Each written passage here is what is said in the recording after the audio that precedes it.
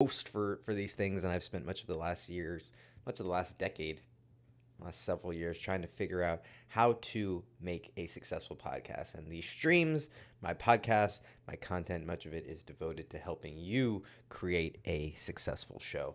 And I want to make sure that we're getting to all the places that we need to get.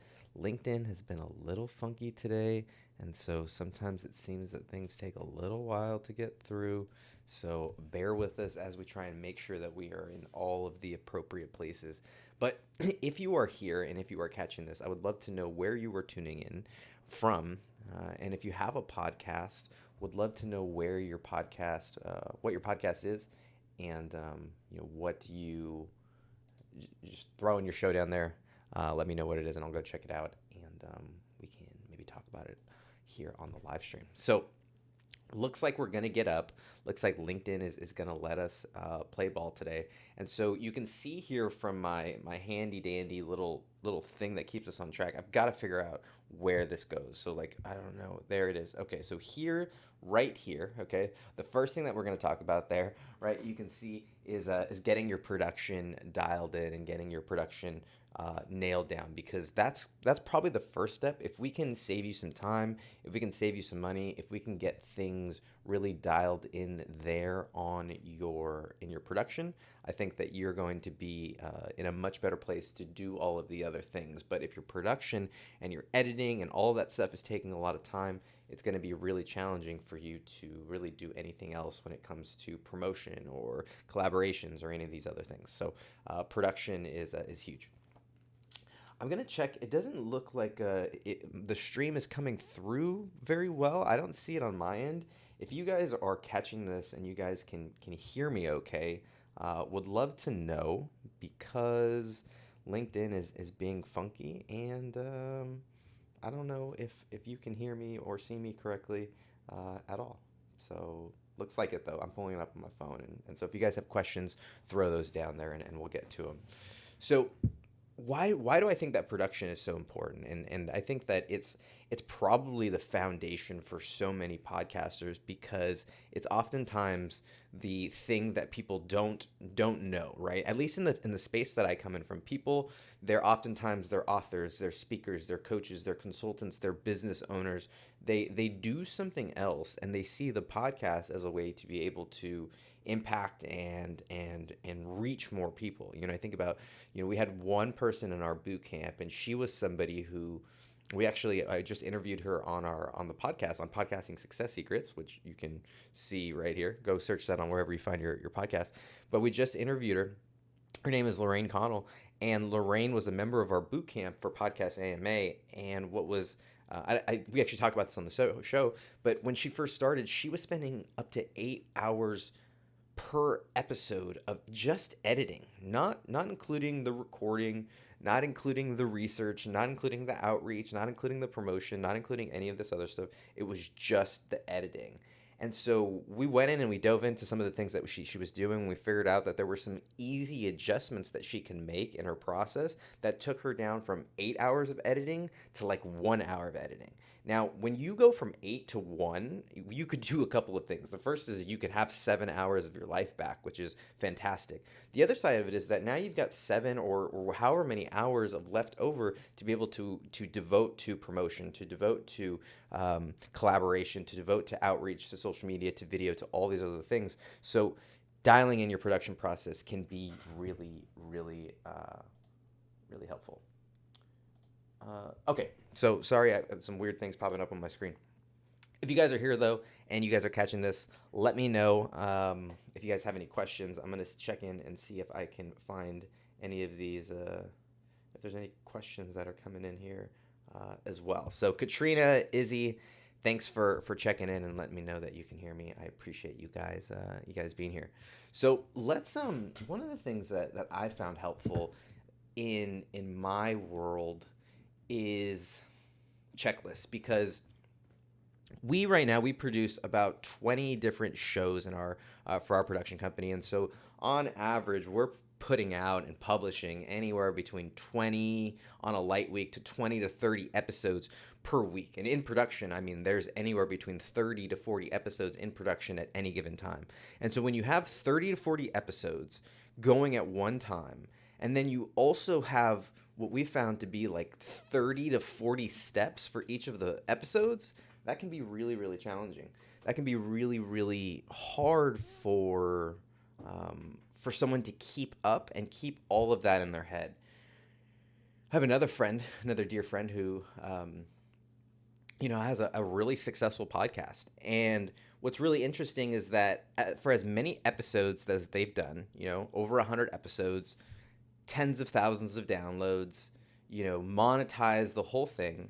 And what's really interesting is that they keep all of their stuff still in a Google Drive. And it's all just like in a Google Drive, and it's like in a Google Doc, and it's all kind of there.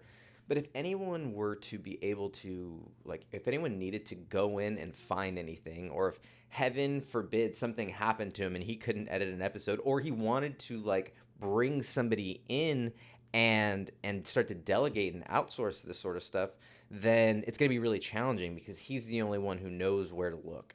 And so what we found is really helpful is to be able to have some sort of checklist. And so I'm going to pull up our checklist here, and what we found is this one is the simple one. We've got about 25 different steps here, and let's see if let me pull that up. Okay, so now you guys should be able to see that here. So this is our episode template, and we run everything out of Notion. All of our production is really done with Notion as kind of our production company's brain, if you will. It really is our operating system, and it kind of helps to keep everything organized and intact here. And so you can see with all of the episodes, there's a few things that we're going to keep track of, right? All things that what we want to do is we want to make it easy for you to be able to just copy and paste things when you publish it. We don't want you to have to be able to rewrite things. We don't want you to have to go looking for stuff. We don't want things to be hard to find. We want you to be able to copy and paste, drag and drop, make it really easy for you to be able to publish it, because at this point, like, there's so many steps. So if we make it complicated for ourselves, then it's just going to take longer. And because there are so many steps, if each of the steps just gets a little more complicated, or just is a little more complicated than it needs to be, then it's going to take way more time than it has to. And so you can see here that what we try and have is we have the title. If there's an episode number in there, do we have the episode number? That's helpful for keeping track internally, but then also you can just paste that right into the, where it says for the episode number in your hosting provider or for Apple, whatever it is. We've got a couple of spots for the URLs, mostly for recordings, the final one, if there's an artwork, for pictures, and then any notes. This just are the kind of the key elements, if you will, of the episode. But a lot of these things are kind of static and isn't really the process in which you're going to kind of follow. But that's down here. And so let's get into this process. And you can see here we've got a couple of parts to our process. 1, 2, 3, 4, 5, 6 parts, right? We've got pre-planning, recording, content editing, sound editing, publishing, and promotion.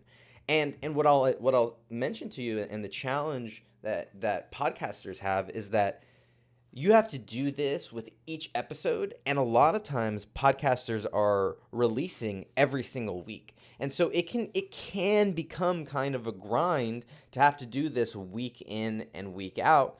But what I will share with you is that's the value of having, someone like us. That's the value that we as a production company are, Amplify Media, that we bring. A lot of our clients, they do some of this pre-planning, they do the recording, and then we do the content editing, we do the sound editing, the publishing, the promotion, like all the rest of that stuff is kind of handled by us. So that way, all they have to focus on is just doing a really good recording, which frankly is what most entertainment or educational talent has done for most of history, right? And what I mean by that is that, Oprah Winfrey, she's a bad example because she got into production, she was a producer and such. But the people that you hear on the radio, which are the closest things to a podcaster, most of the time, all they had to do was worry about what was coming out of the speakers. They didn't have to worry about selling ad spots. They didn't have to worry about going in and editing it later or how it got onto the airwaves or whatever it is. All they had to do was go in and create a good show. And a lot of people like to do that. And so by having this sort of process, what you're able to do is you're able to say, at least, if you're going to focus on doing the recording and you as the host, you still want to maintain some sort of, the easiest word I would say is like control, or really you want to still have your creative input into it. Well, then what I would say is to make sure that you have a process that your people can follow, and this makes that possible. So, Dave, Happy New Year to you as well. And if there's anyone else out there who's catching this, drop your in the comments. Let me know if you've got a show or where you're tuning in from, and we can chat about it. And maybe I can offer some insights for you. All right, so let's go into each of these sections because I think it might be helpful for us to touch about all of them. So the first part of the podcast production process is the pre-planning process. And this is before anything ever gets recorded. And there's a couple of things that we think about that you want to have dialed in. The first is your topic and or guest. If you're an interview show, who are you going to be interviewing? If you're not an interview show, what are you going to be talking about? And there's a whole process to figuring out who are the right guests and what are the right topics to talk about. But we're going to save that for a different video, but you want to make sure that part is dialed in. I know that there are shows that just show up and they're like, we're just going to show up and we're going to see what happens and we're going to figure out what we talk about then. I think that can work. If you're really good, you can kind of capture lightning in a bottle. If you've got some really great chemistry as a host or with your co-host, it can be entertaining. But I found more times than not, it's much more helpful and it's much better to have an agenda or topic and not use it than to need one and not have it. Because you could always show up. You could always get to the recording, start the recording, and then 3 minutes in, 1 minute in, however long into the process, even before you hit the recording button, realize that there's a better topic to record about and record about that. But at least you've got it to fall back on, so you can the topic to fall back on, so you can either go back later and record that one, or you can save it for later, or you can have it for extra. I mean, but what you don't want to do is you don't want to sit down, get into the recording, and 3 minutes into it be like, dang, we don't have anything to talk about. And then trying to figure it out then, because that is either going to be a really bad episode if you end up publishing it, or you're going to end up spending a lot of time doing some research, going on and Googling, figuring it out, and then it still might not be a great episode anyways.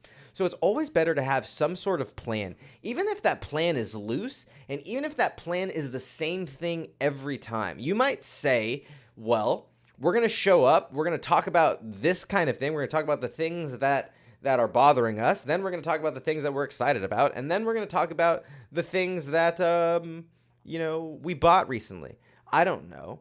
But at least you know that you have a format, you've got a plan, and those things are changing every single time, but at least you know when you sit down, you have somewhere to go.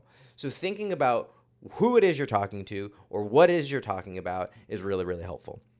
The second thing that you want to make sure that is planned and in place is a recording time.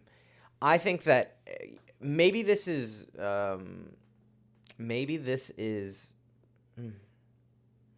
let me tell you about one of the podcasts that I think was one of the biggest failures, and not because it didn't get a lot of downloads, and not because it didn't have sponsors, and not because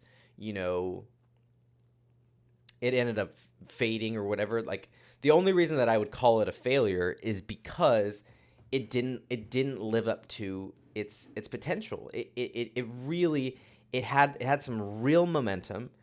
It started out and was about 100 episodes in, about a year and a half, couple years in, and was really starting to hit their stride. But then all of a sudden, the co-hosts, they stopped recording consistently. They stopped recording at all, and they would sometimes go months without recording anything. And it would be because they were traveling a lot, and they had their own business, and they had their reasons. But the challenge is that they didn't have a consistent recording time that they were committed to, and they kept putting it off, and they kept putting it off, and it kept getting put off. And what ended up happening was that those weeks turned into months, and those months turned into some real stretches of time where could we, as a production team, could we go back and find old episodes, and could we find talks or workshops or too much that anything was really amiss or that anything was off? Except you're like, wow, these are a lot of different kinds of episodes. It's not like the normal sort of episode where the co-hosts hop into the studio and record. But what happened is that as that persisted and as they continued to be inconsistent with their recordings, the numbers, they were growing before it, before we had this kind of drought. And then we had this sort of this moment where we didn't get any fresh recordings, and the numbers started to plateau. So we didn't really see, like, we weren't going down quite yet, but we saw this plateau where we weren't growing anymore. Maybe we were getting new listeners and some were churning, or, maybe it's just we were keeping some of the ones, whatever it may be. You can't really tell with podcasts, but we definitely weren't growing.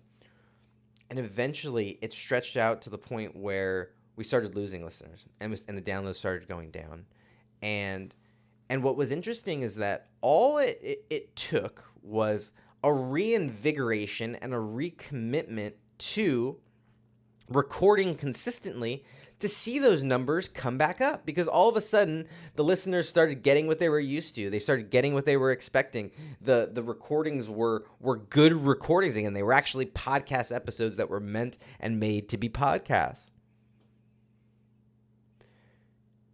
The challenge was that consistency didn't last, though, right? It came in spurts, and it came in spurts, and unfortunately, that led to sort of, I don't want to say the demise or the downfall of it, but it was really this podcast powerhouse that had sponsors coming out the wazoo looking to work with them, to being kind of just an okay podcast. And the challenge from our perspective, as a production company and from doing the production and the editing side, is like, we can only lead the horse to water, right? We can only do so much to actually get people to record. And so that's why we've found that having topics and guests are helpful. Having dates scheduled, even if it's like we record on the second Monday of every month, or we record on the first and third Wednesdays, or we record every Friday, or we record once a month on the second Sunday, and you just knock it all out. Whatever it is, having some sort of consistent, regular, reoccurring, committed schedule a really, really, really long way. So all that to say that that's part of our pre-planning process. Now, one other part that I haven't mentioned here, which I'll take some time to get into, is our guest prep. And I think that that's something that that can go a really long way for a lot of podcasters, is to prep their guests. Now, we like to prep them in a couple of ways. The first way that we like to prep them is obviously with the time and the setup. When are they going to be recording? Where are they going to be recording on? What do they need to do? Like the setup, the website, the link, all that sort of stuff we try and handle so that they can, check all those boxes. They can have all those questions answered, and then at least they can show up in a prepared way. However, that's not the only thing that they need to be prepared at. The second thing that they need to be prepared at is they need to be prepared when it comes to the content that they're going to be, delivering. A lot of guests want questions, and this is tough because I don't come into my interview with very many questions that I know I'm going to ask. I have some ideas about what I'd like to talk about, and I have a structure to the conversation and a flow through which I want to take it. But I don't have any specific sort of questions I'm going to ask you. There are some podcast hosts where they will have their 10 questions, and that's all they'll do is they'll just read their questions like straight out of a book, like they're narrating something on Audible. And I think that's really boring. I think it's really dry. I don't think the listeners enjoy that, nor do I think the guest enjoys that. And so for me, I'm really looking for both having, combining my sense of structure and how I want the flow of the conversation and what I think the listeners are looking to get out of it, or what they might be looking to get out of it. And then also paying attention to what are they putting down? What are they talking about? What are some interesting insights or tidbits that they're mentioning that I could go deeper on? And so a lot of times that's not going to come from specific questions. However, what does help is to give them some thought joggers or some ideas or topics, or giving them a little bit about the structure of the show or the flow that you like to take them through. Anything that can help them to go, okay, I can do that. Just a little bit of homework helps them to prepare. And once again, going back to the same thing that we talked about for the topics, for even if you're just doing it with a co-host, even if they don't use any of that stuff, they're more prepared if they want to be. And there are going to be some that don't want to be, and they don't read their emails, and they just show up, and they're better for that too. But at least for the ones, what I've seen and heard is that more people want that than not. And also most people won't ask, right? Most people are not going to ask. Some will, but most won't. And so you may not know if you're not preparing them enough. You just, you'll see perhaps a subpar, sort of performance in your interviews. So that's a little about pre-planning. Let me take a second here. On my phone, the video is black, and I don't know why. It's just so strange. YouTube or LinkedIn can't seem to get their shiznit together. But if you guys have any questions, throw those down there. What I'm trying to walk through is some of the key components of success for podcasts in 2024. A lot of things are changing. A lot of things are the same.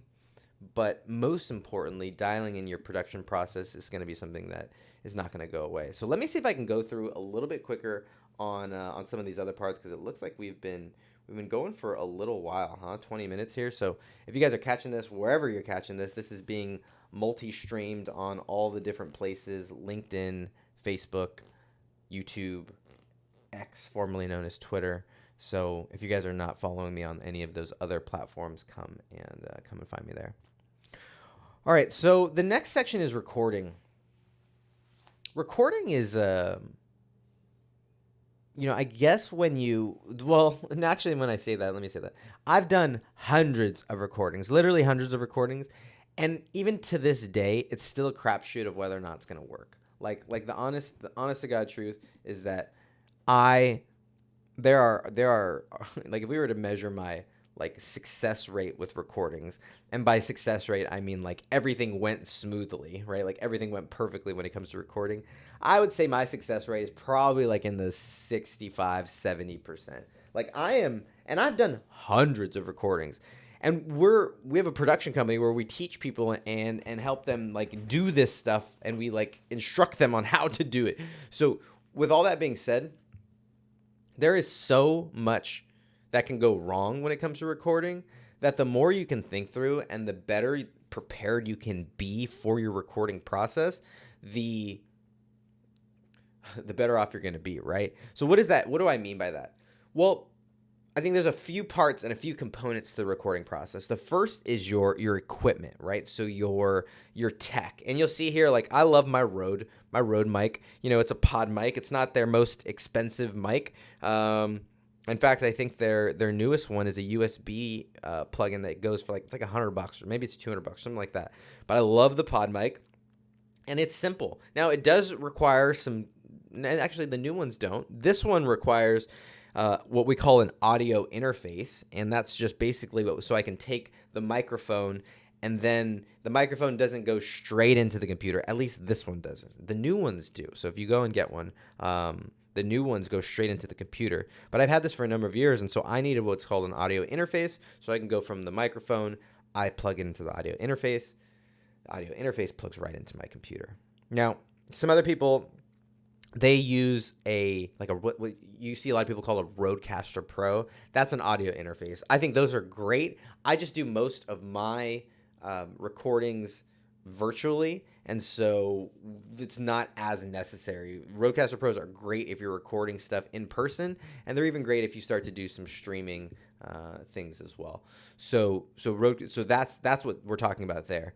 The other part of it, the other component is your camera and your video. So video is obviously a growing, is continuing to grow in importance when it comes to podcasts. And with that, you've got your lighting and your different sorts of things that go along with your video and your camera. Yeah, and then it gets deeper, right? Some people talk about teleprompters and monitors and all those sorts of things. And of course, you can go down that rabbit hole. But you've got your equipment that you've got to nail down. The second part that you've got to nail down is you've got to nail down your recording software. And this is a question that I kind of hate, because a lot of people ask me, like, what do you recommend on my recording software? And it's like, geez, I don't have a good answer for you, because there's no perfect solution out there. And so the challenge is that any recommendation is going to be like I always give a recommendation. Anytime I give a recommendation, I always give it along with a warning that like nothing is perfect, and like we haven't found the perfect one, and there's different things, different tools and platforms that work kind of better for different people, and some people have different opinions about which ones are better, but honestly, I don't want to say it's a crapshoot, because that's not really what I mean, but it's kind of a pick 'em sort of a thing, where like pick it, and if you like it, and you have, well, I don't want to say like good luck with it, but sometimes luck seems to play like a factor in it. But if like those things fall into line, then you're good to go, And the ones that I think of, and we're not sponsored by any of them, but I'll kind of pull some of them up that we like. So we personally for our shows, we record on Zencastr, and Zencastr is a great platform. We like them because they have unlimited recordings, and so with the amount of recordings that our shows are doing, we really like Zencastr for that. The other ones are that we use a lot and find ourselves, I don't know if recommending necessarily is the word that I want to use, but is Riverside. That's another one that we found works well, and that a lot of our clients will use as well. But similar, same thing. We've had people have weird, funky issues with Zencastr, where for whatever reason, their mic doesn't connect, their camera doesn't connect. They just can't get in. And then we've had, similarly, people have issues with Riverside. I've had issues with both. So it's like, there's no perfect component. This is one. And then the other one, because we use Descript, Squadcast is the other one. And, we don't use them personally, but I know I have a lot of friends that use them, and because you get access to it along with a Descript account, it makes a ton of sense. So those are the three recording platforms that we recommend, and or that we, I don't know, maybe suggest is a different word, suggest looking into. And what I would say is to, like, a lot of them have free trials. Try it out, see if it's compatible with your computer, your tech, your sort of stuff. And then if it is, fantastic. And if, most of these are pretty reasonable in their pricing. So usually that's not the hang up. Sometimes you might have some issues about, if you are recording a lot, there might be some levels or tiers in which you kind of, want to look into. But generally those three you'll be really safe with if you're going to be recording remotely. And I don't know that's necessarily the best practice heading into 2024, but it is where a lot of people are at, and obviously if that's what you're going to be doing, then you'll need somewhere to record and have your guests record as well. All right, let's where are we at here? How are we doing on time, y'all? And if you guys are here and catching this, I appreciate your time and your support. your love, your attention. If you guys have any specific questions, throw those down there, and I will try and answer them as they go. And if you've got a podcast or you're thinking about starting one, drop the name of it as well. Would love to know that. All right, we're just on the we're just in the production side of it, and hopefully this is valuable for you guys. I didn't anticipate me talking for so long about just these sorts of segments, because we're just on the we're now moving into the content editing section, because once you record it, that is where a lot of people, I think the journey ends. But for most podcasters, that's where the journey actually begins, right? For most podcasters, the journey actually begins here, because this is where most of the work happens: the editing, the promotion of it, the publishing, the collaboration, all that sort of stuff.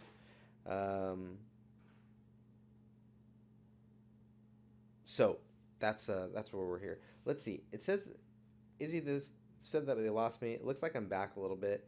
If you guys are here and catching this, let me know, because the comments seem to be coming in a little late. But okay, so I'm gonna take this next part of the process, and we're gonna kind of chunk this to see if we can get out of here in a reasonable amount of time, because this next part is the bulk of the editing process. And there's two parts to the editing process. The first is what we call content editing, and the second is what we call sound editing. Sound design even, but I would be hesitant to call it sound design, because I might offend some of my fellow audio, and I wouldn't even call them fellow, some expert audio engineers who are actually doing real sound design.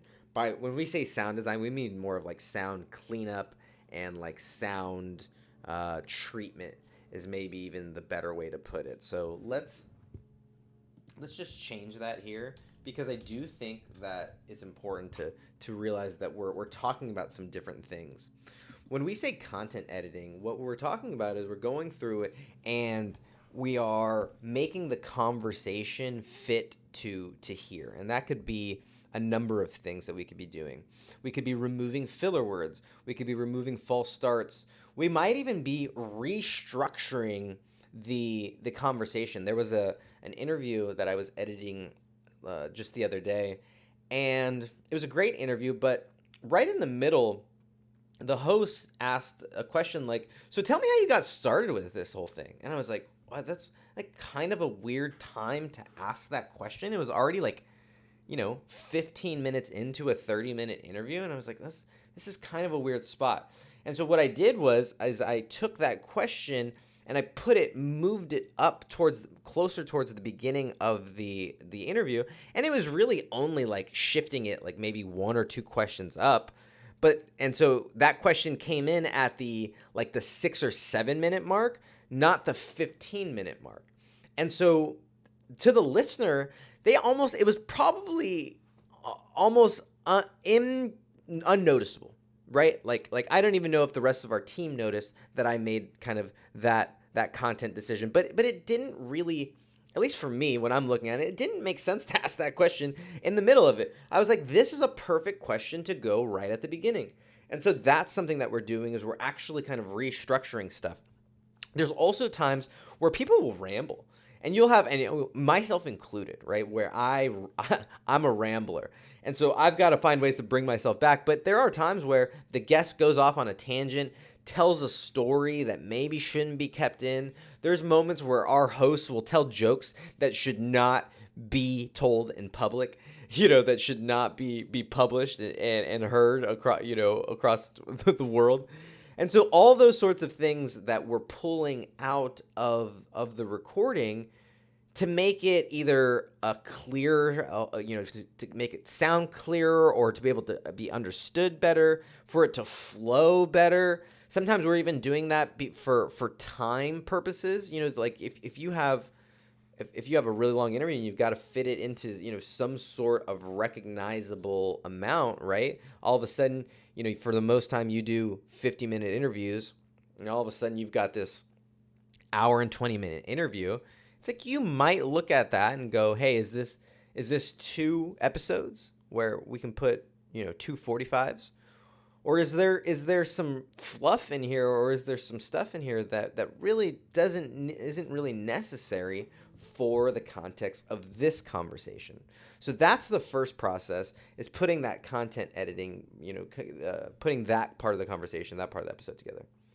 The second part is what we call here sound treatment. And these are things like removing the background noise, removing the echo, making it sound clear. And I've got to admit, even as I'm talking about this is the part that I am most ignorant in, the least educated and the least informed in. Like at first I was a digital marketer, and then I was a content marketer, and then I was a podcast marketer, and then I sort of backed my way into podcast production, but I have never been a sound editor or a sound engineer by any stretch of the imagination. And so I look and I defer to my friends. Our production team is headed up by Kevin Cook, who has the Jury Room podcast. He's a fantastic sound guy. Another good sound guy is David Seiss. Tons of great sound guys out there. Not me. But I do know that what we're looking to do is we're looking to, you can see like my marketer way of putting it. It's like we're trying to make it sound crisper.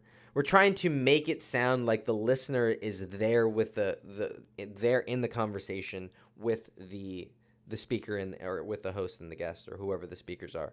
And so a lot of times that is removing that background tinny kind of noise. That is, pulling out some of the highs and the lows on voices to make the crisp sound come through. Sometimes that is removing things like breaths and word gaps and all those sorts of things.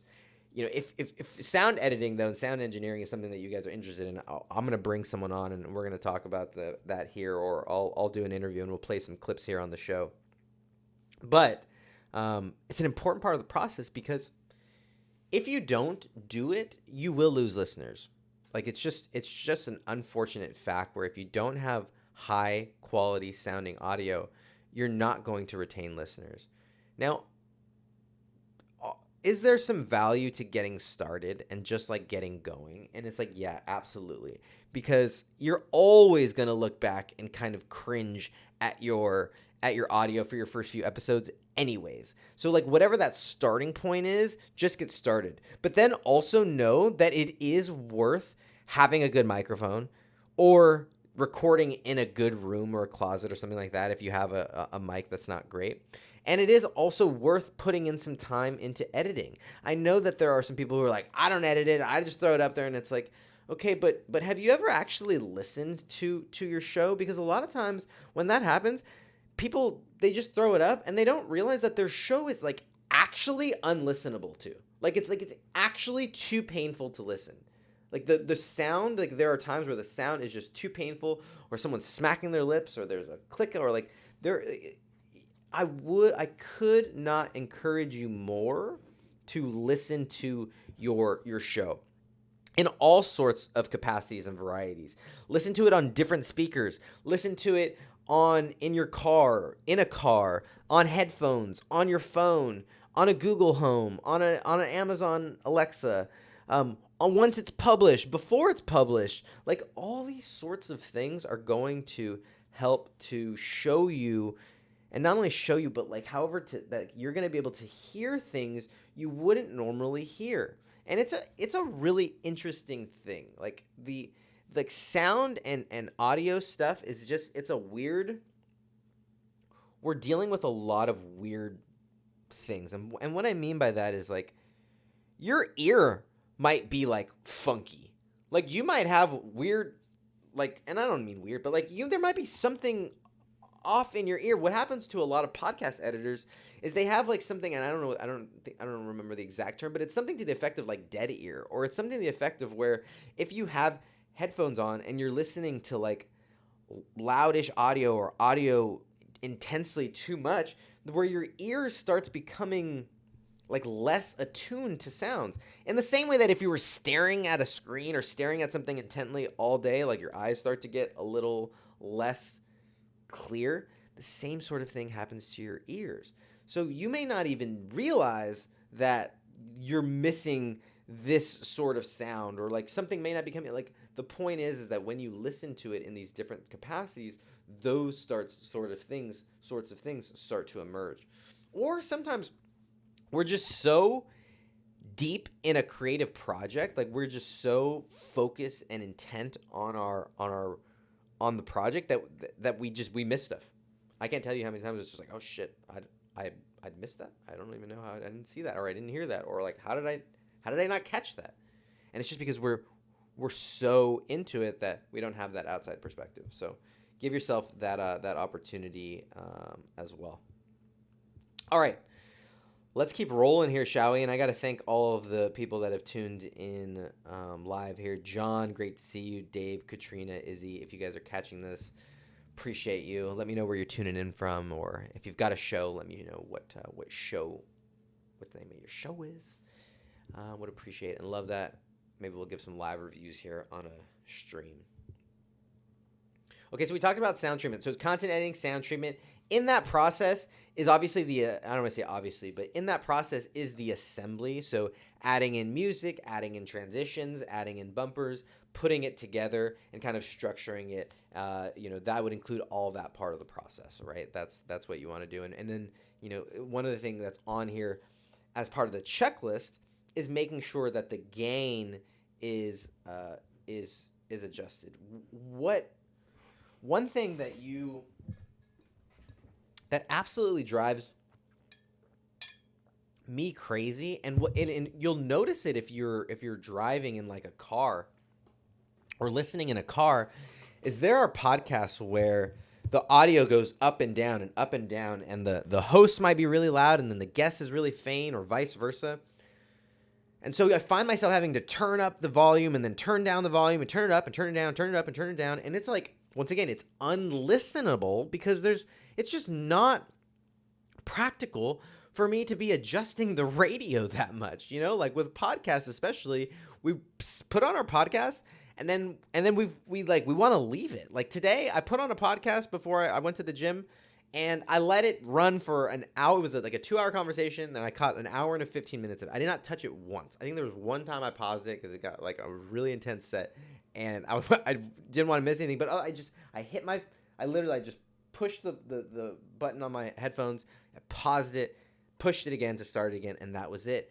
And so if I'm going to have to constantly be going, if I had to listen to that conversation and I had to be constantly be going in and adjusting the volume while I'm working out, I'm going to listen to something else.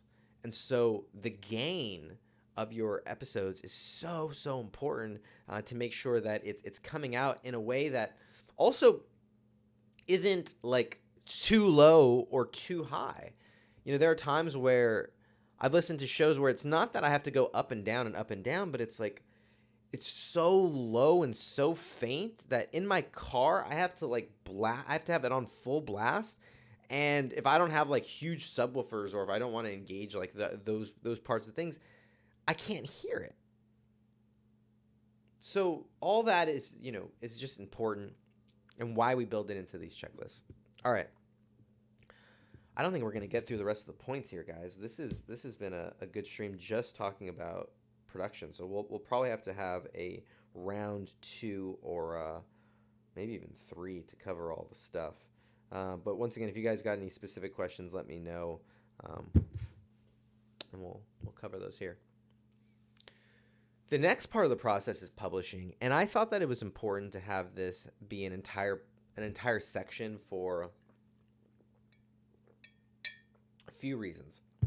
The first is that there are a lot of steps to it, and once you've published a few episodes, it's usually not that big of a deal. You're like, all right, yeah, I got to put in a title, I got to put in a description, what's the episode number, upload the art, when am I scheduling it, and a couple of other things, click, click, click, boom. At first, it's like, oh, Jesus, this is a lot. I've got to put on this is a lot of things. And so that's why we do have a checklist here. But after a while, it is it's generally the same sorts of things. And so I find that it's helpful to have this section be like, checklist out on its own, because it's a very easy part to, or it's a very good candidate to delegate and outsource first. You may not want to outsource your editing. You may like to do a lot of that. That may be too expensive. But you could probably have someone do the publishing for you for, frankly, if I'm being honest, a few dollars USD per episode, right? Like you probably could find someone to do it for a few bucks. And if that saves you, those few bucks save you a half an hour, is it worth it? I don't know. Maybe, maybe not. But it is a really good candidate to outsource and to delegate. And there are people who are very, very capable or very diligent, very reliable, who will be able to do something like that for you. So publishing, there's a few parts to it, right? I guess let me bring back here. Let's bring back the list here. So when we talk about publishing, one of the key parts of publishing are show notes and episode titles. And they're important because that's what's going to drive your discoverability. That's what's going to drive your search. That's what's going to drive people finding you the most, is having good episode titles that are easy to read, that have good keywords, that are clear in terms of what they're about. And then you have good show notes or episode descriptions or summaries that are similarly are easy to read, have keywords, timestamp chapters, right? All the links and such, all those things for search discoverability, and then also for conversion and to kind of turn it into, to actually capture that attention and turn them into social media followers, people on your email list, leads, clients, customers. All that's important to have. That's going to come through a lot of times people listening to the episode and then checking the show notes for the links on where to click. So having some sort of process for creating your show notes is something that's really valuable. Now, by the way, I haven't mentioned it. I should mention this. If you guys want this template here, right, this checklist, just comment checklist, and I'll get this to you. I'll just send this to you. It's a free download. You can just copy and download it. You can use it in Notion, or you can export this and use this wherever. Print it out even. Use old school pen and paper. All right. To publishing, and then the last thing that I would say is that might be a minor note to mention on here is publish early. Publish early in the day, on whatever day that you publish, and it might even be worth it. Where if you've got an episode ready later in the day, it might even be worth it to publish the following day early in the morning. And the reason is that a lot of times the way that most podcast apps download is they download synchronously, right? Or kind of by the time, and by what's the word I'm looking for? Recency is the word that I'm looking for. And so what that means is that if you publish in the middle of the night, you're gonna end up, and like just the way that it positions you, you're gonna end up getting lost behind all the people. Chances are most people, they refresh their podcast feeds in the morning or in the early afternoon or whenever they're going to kind of head out to do their thing that they're going to be listening to their podcast on. But usually by the night, you've kind of, like, most of the people, at least when we're talking percentages, right, have passed, because I mean just it's later in the day. So like just that's already happened, right? You've already missed all the people who listen to podcasts in the morning and the afternoon. But then you're still going to be behind all the people who publish in the morning on the next day. So when those people come back and refresh their feed, you're stuck behind those people who published in the morning. And so by publishing at night, it kind of puts you in this weird spot. Now, I know that there are probably going to be people who come on here and argue with me and say, well, I publish at 8 p.m. all the time, and, we never have any issues. And it's like, for sure, like there's going to be exceptions to this. What I would say is generally we found that our numbers are better when we post in the morning and early in the morning than later. And depending on where you're living, I live on the west coast of the U.S. So by the time I wake up at like 5 or 6 a.m., it's already 8 o'clock on just even on the other side of the country. And then in the UK, it's already, the afternoon. So we like to post like 3:30 Eastern time, right? Now that's like even sometimes it's like 12:30 Pacific, but 3:30 Eastern time, that's right before the early birds get up on the East Coast, and then you're able to catch all the people as they're kind of waking up. So that's kind of another minor note when it comes to the publishing process that might be helpful. All right, fam. How we doing here? How we doing here, Pod fam? I appreciate y'all being here, and it's cool to see some familiar faces and also some new ones. If you guys have any questions here, we're coming up on the last section, at least for today, because I had 3 topics that I wanted to get into as there we go, over here. But we just got into the first one because I tend to ramble a little more than it seems is ideal, perhaps. But I think that we covered some good stuff. So we'll come back and we'll talk about the rest of the topics here. But if you guys have any specific things that you want to get into today, let me know, and let's get into it. Now, this last section on the checklist here is promotion, and promotion it's vital for podcasters, because if you don't promote your podcast, it's very unlikely that anyone is going to find it. And it's a harsh and unfortunate truth, but it is sort of the truth.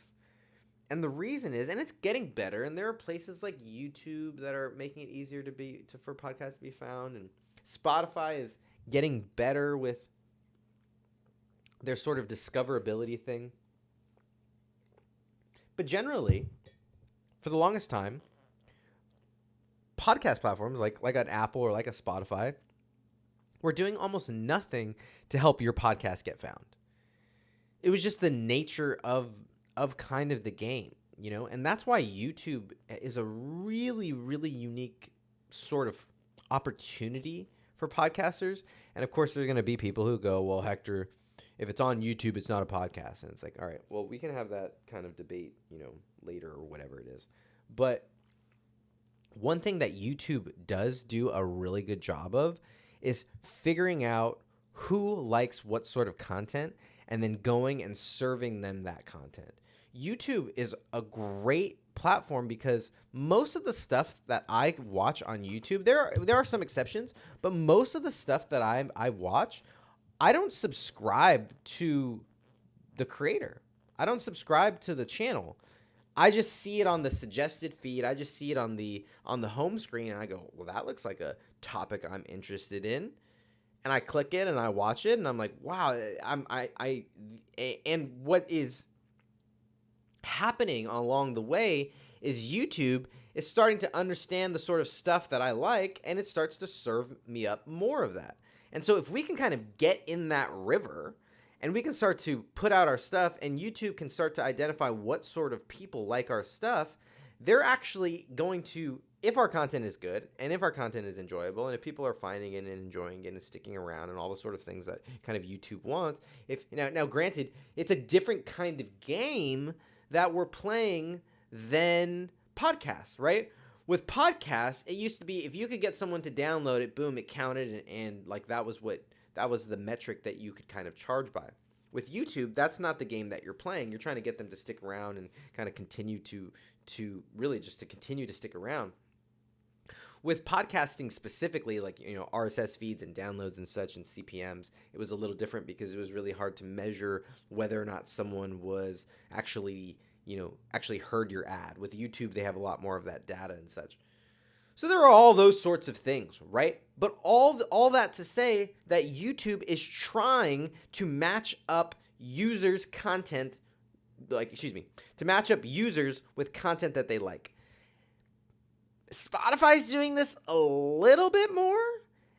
Apple is like saying that they're doing it. But I don't believe them for the most part, and perhaps they're changing and perhaps they're coming around. And if someone from Apple wants to come in and have a conversation on the show and talk about what they are doing to help podcasters, I would absolutely love to have you. So if you know someone like that, send them my contact info or send them my LinkedIn, and I would love to have them on the show to talk about how they are helping smaller individual podcasters to find their audience. Because for the last 7-8 years that I've been doing this, that's not been the case. That's why I've had a job, is because they weren't promoting it. Okay. Why did I go off on that rant, and why did I go off on that kind of crazy tangent? Well, all that to say that promotion has to be part of your process. Because once again, people think, okay, so there are some people that think, all right, the process ends at the recording. This is where my journey ends. Okay, there are those people. Then there are people who go, okay, well, no, I've got to record it and edit it. I've got to publish it. But then they think that that's where their work is done. Well, I mean, not if you want to have a successful podcast, right? This is podcasting success secrets. If you want to have a successful one, and what do I mean by successful? Well, the successful is deemed and determined by you and you alone. But if nothing else, at least surviving, right? At least being sustainable. That's kind of the bare minimum. If you want to still be in the game, you want to have people continue to listen to it, you're going to have to promote your show. Or you're like, if it's not you, you're gonna have to pay someone, or someone who's on your team, like someone who's invested in it. Like, it's got to come from you, because the platforms are not going to do it on their own. They're not going to do it for you.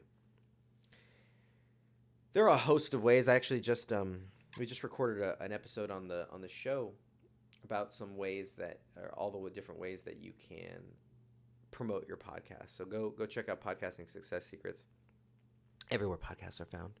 And I believe we have that episode coming out.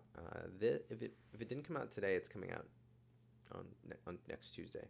But one on really the 5 different ways that you can promote your show. Really good stuff.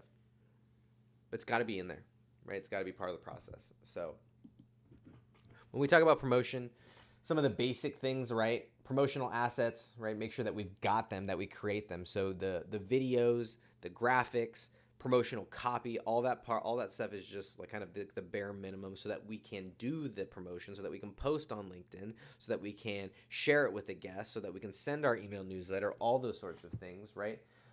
Social media posts, email newsletters, and the guests. Those are the things that we put there. One thing that I would add on here is probably videos. So I'm going to put on here schedule. We'll put here video clips just to kind of keep it a little broader. I really would suggest, and one of the things you'll see here that I talked about, or that we planned on talking about, and we will talk about on a future stream, is video, right? Definitely consider short form video for your podcast. We're going to talk about that on a future stream, because I have seen it work some really, I don't know if it's, could you say it's worked wonders? In some instances it has, and there have been some times where, those videos go, viral and get hundreds of thousands, even sometimes close to a million views from a small podcast. That can go a really long way. And if you get a couple of videos that get some traction, you can really start to see some progress and some results on your show. What's interesting is that it didn't used to carry over. There didn't used to be this carryover between short form video or videos and listeners. The conversion was not always there. What we found is that the videos were great at promoting a brand, and they were great at generating leads and awareness and such, but it wasn't the best it didn't always translate to podcast success or downloads, increase in downloads. We've seen that change recently. We've seen that the shorts, that people see the shorts, and more people know that short came from a podcast. I want to go listen to the full conversation, and they go find it. And so if you kind of breadcrumb them back to it, then it can be something that can really start to benefit and grow your show. And when we talk about that, I'll show you some examples. And even just with my own show recently, we've seen some really cool things come from just putting out short form video consistently. So all that to say, I love all of you, and thanks for sticking around. It says I've only been here for 8 minutes. I don't know why. Um, 57. Okay. So yeah, right about the hour mark. Probably about time to get up out of here. Appreciate you always. Can't wait to see you guys on the next one. And if you guys want the checklist that we covered today, so if you guys want this here, then just comment checklist and I'll get you the link to that. All right, y'all. Have an amazing, amazing